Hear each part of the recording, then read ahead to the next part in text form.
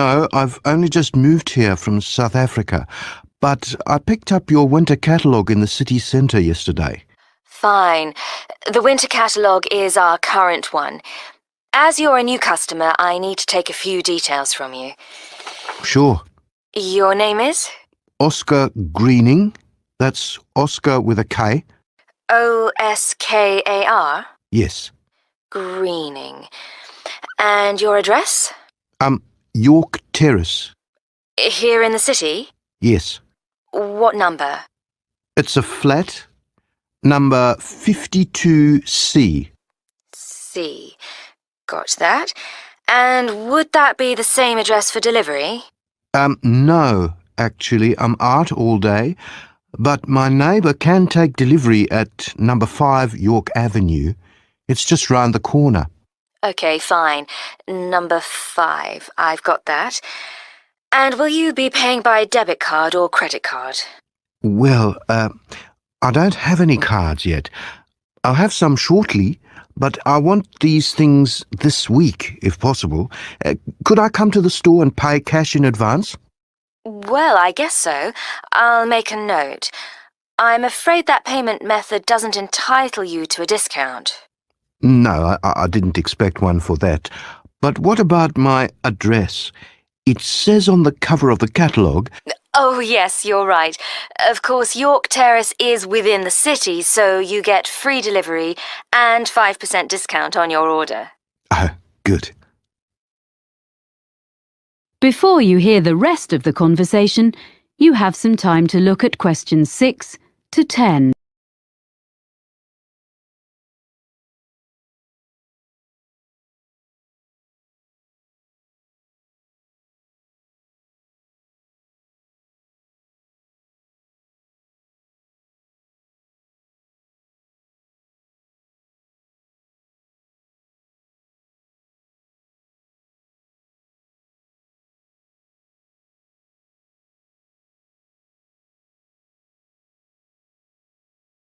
Now listen and answer questions 6 to 10.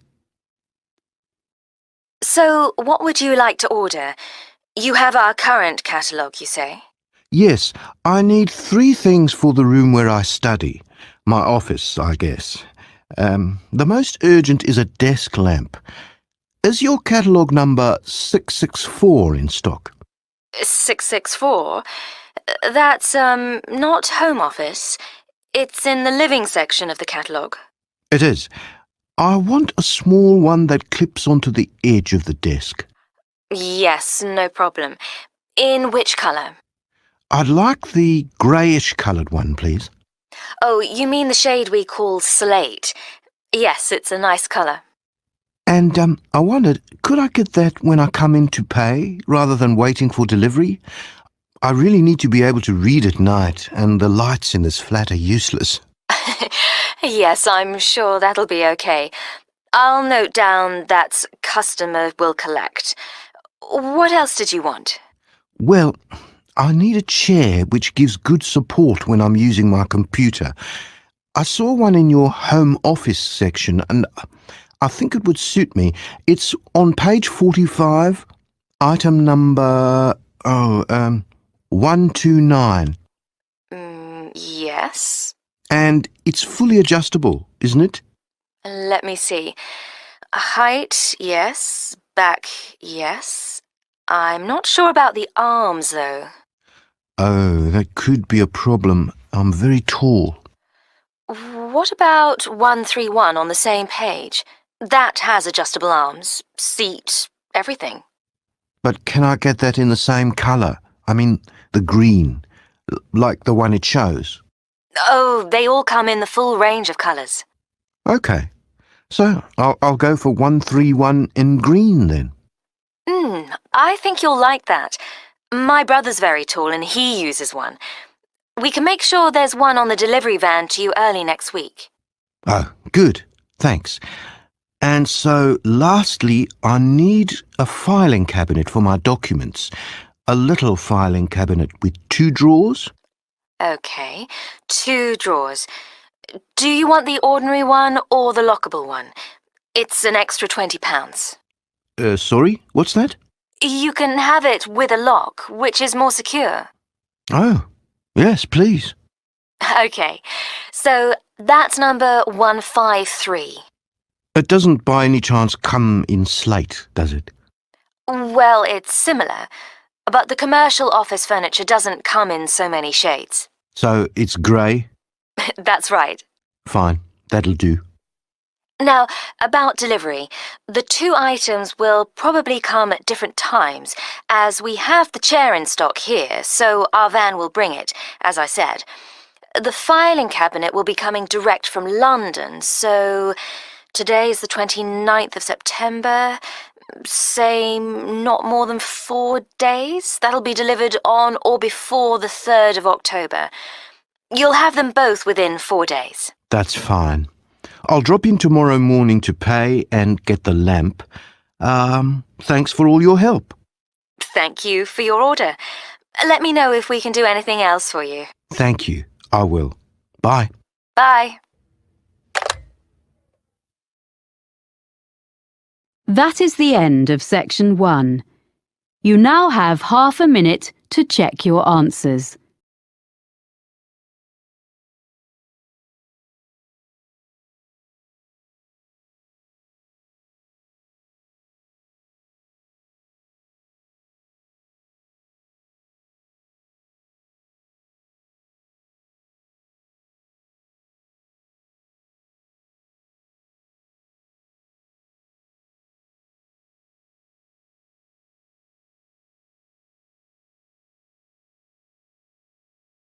Now turn to section 2. You will hear a man taking a group of tourists around a museum site. First, you have some time to look at questions 11 to 14.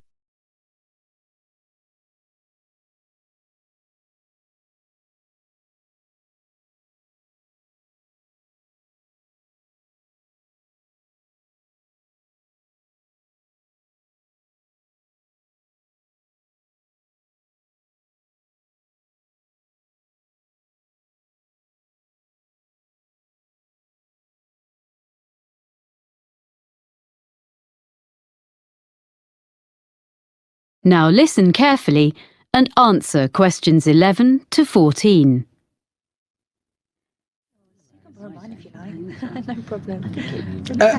Welcome to Brampton Museum. I'm going to tell you a little bit about the museum first and then show you round. As you can see, Brampton is an open-air museum. The first open-air museums were established in Scandinavia towards the end of the 19th century, and the concept soon spread throughout Europe and North America, and there are several in Britain, all of which tell the history of a particular part of the country. Brampton focuses on life during the 19th century. The site was chosen because there were already some historic 19th century buildings here, and others have been dismantled in different parts of the region and rebuilt on the site. This hadn't been attempted before in these parts, so we're very proud of what we have here. All of the buildings are filled with furniture, machinery and objects.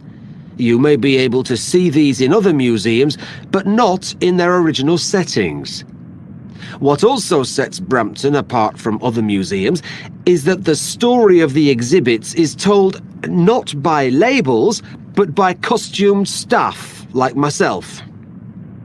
I look after sheep, cows and hens, which are much the same as those you see on modern farms, but I use traditional methods to care for them.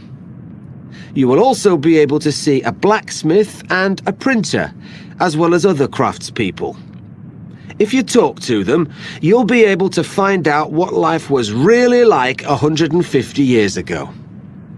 Our programme of activities during the year has guided walks, an agricultural fair, and all the other events you would expect a museum to have. But remember, here you experience them in the real surroundings. The site is divided into different areas. The main building contains our High Street, which is a street of 19th century shops, offices and some homes. There's a stationer's shop which sells a range of specially selected cards, prints, and copies of Victorian stationery, all available for purchase by visitors.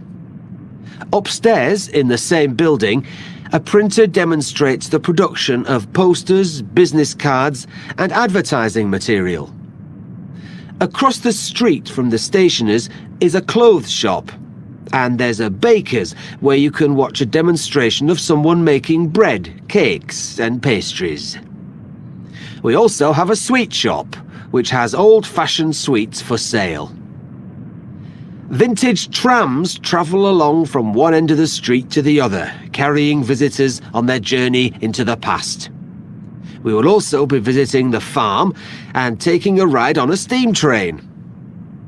Of course, the main form of transport in those days was the horse, and you can watch horses being exercised in the old stables.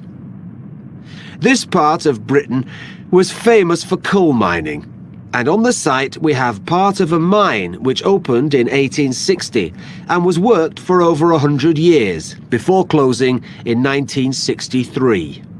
Visitors can put on a hard hat and take a guided tour underground to see how coal was worked and to experience the working conditions in the early 1900s. Before you hear the rest of the talk, you have some time to look at questions 15 to 20.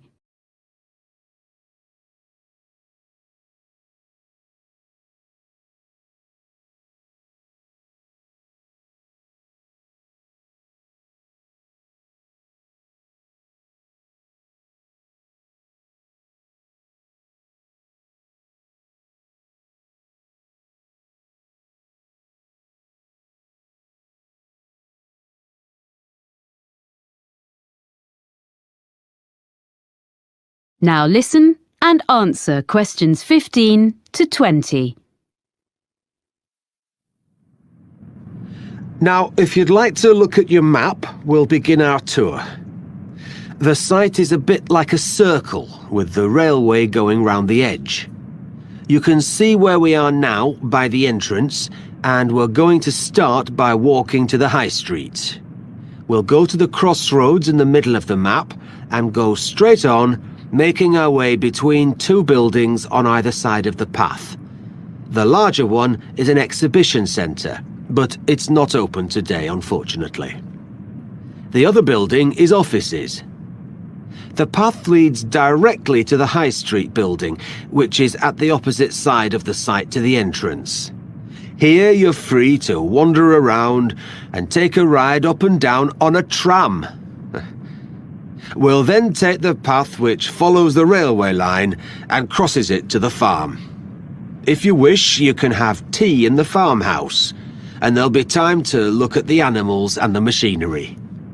Then we cross the railway line again and visit our special attraction, which is the coal mine. It's just in front of us, here at the entrance. We'll return to the crossroads and walk through a small wooded area to the manor house. This is one of the original buildings on the site and belonged to a wealthy farmer. You can look round the house and gardens and talk to our guides who can tell you what it was like to live there.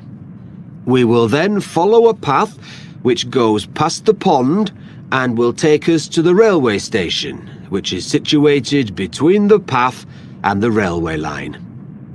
Finally, we'll take the steam train back around the site, passing alongside the high street and the coal mine back to the entrance.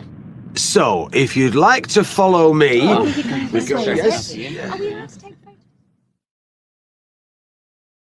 That is the end of section 2. You now have half a minute to check your answers.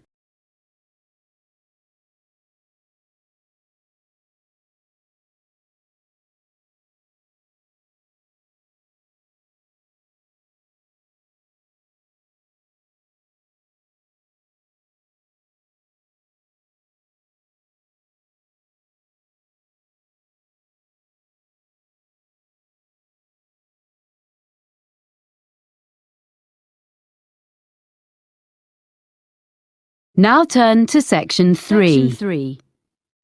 You will hear a conversation between Cressida, a student of journalism, and her tutor, Dr. Erskine, about a work placement that she has recently done.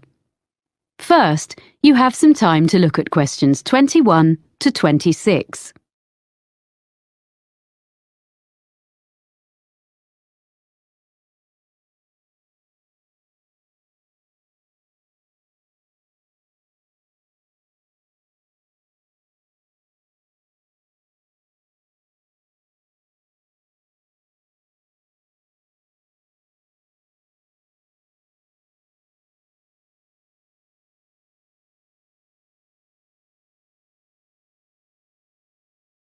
Now listen carefully and answer questions 21 to 26. Well, Cressida, that was an interesting presentation you gave yesterday on your placement at the TV News Centre. Thank you, Dr. Erskine. I did work hard on it. Yes, and you did entertain the class. They enjoyed your humour, but you informed them too. But I felt there was a bit of a backstory. You know, something you weren't telling us.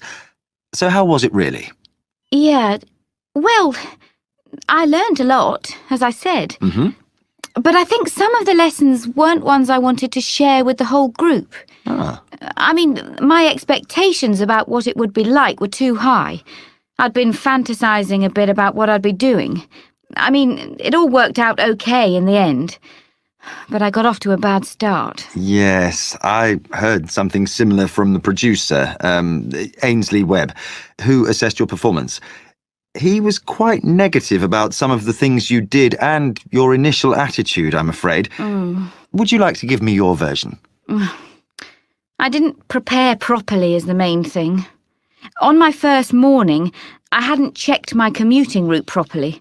And I didn't notice that it says the buses don't start till 6. I had to run all the way to the studio, but I was still late, and I looked a mess. Well, better at this stage of your career than later. To be honest, I made the same kind of mistakes when I was your age. But anyway, as I say, I think the presentation yesterday went extremely well, and I will bear that in mind when I grade your work experience overall. Thank you for being so understanding. Right. Now, have you completed your diary of what you did there? Professor Jenkins hasn't received it, he says. Yes, I have finished it, but I wanted to just tidy it up a bit. Some of it was written in a bit of a hurry. I'll email it to him this afternoon. OK, but I'm afraid he says this will have to be the last time you submit late. Journalism is all about deadlines, and if you can't manage them on your course, he can't give you a diploma saying you're competent, can he? Oh, yes, I'll do it straight after this. I didn't realise. Well, he can be a bit abrupt if he's kept waiting. It's the one thing he really doesn't like. Ooh. I'm sure everything is going to be fine. You're getting very good grades on your work, so as long as you remember that. Yes. Now, did you manage okay generally, do you think? Yeah, okay, I think. Well, it took a while to get to grips with all the equipment. Some of it was quite old, not as fast as what we have here in college, and at first I kept thinking it was my fault. I wasn't pressing the right buttons or something. The thing was, none of the TV centre staff asked me if I wanted instructions. If I asked them how to do some particular operation, they were perfectly civil and would show me, and even say thank you for what I did do. But I felt awkward to keep asking. Before you hear the rest of the conversation, you have some time to look at questions 27 to 30.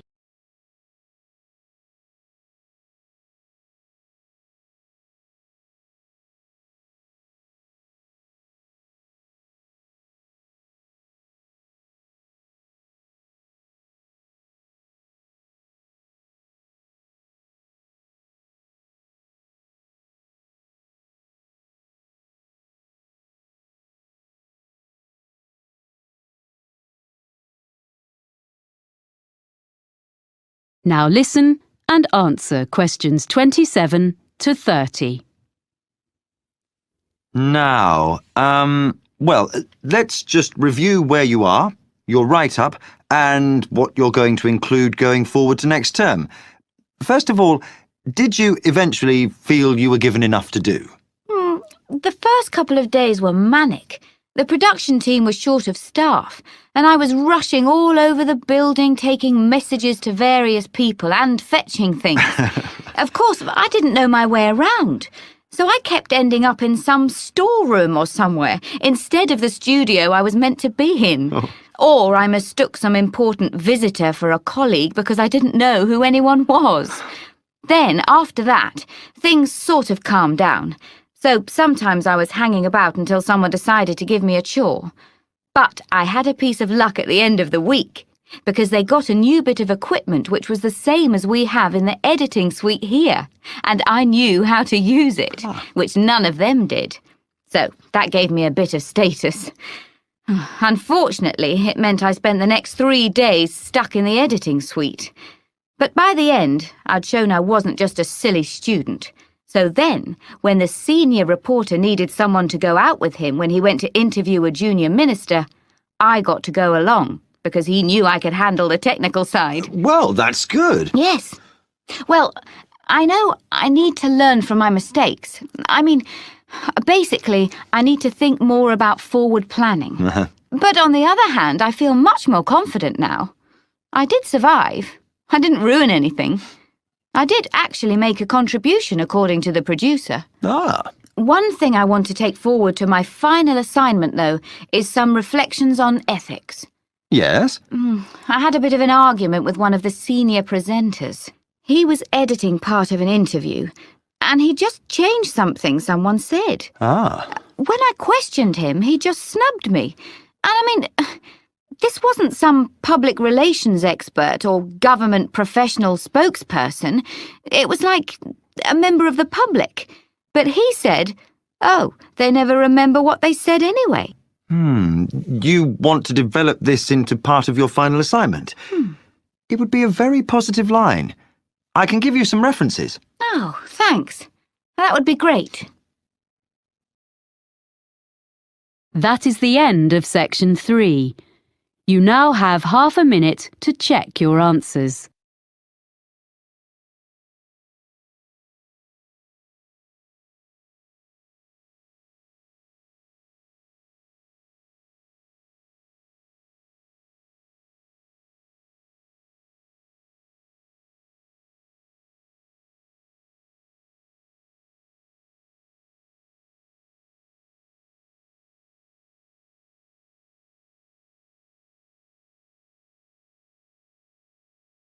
Now turn to section 4. You will hear a lecturer talking about the history of the electric guitar. First, you have some time to look at questions 31 to 40.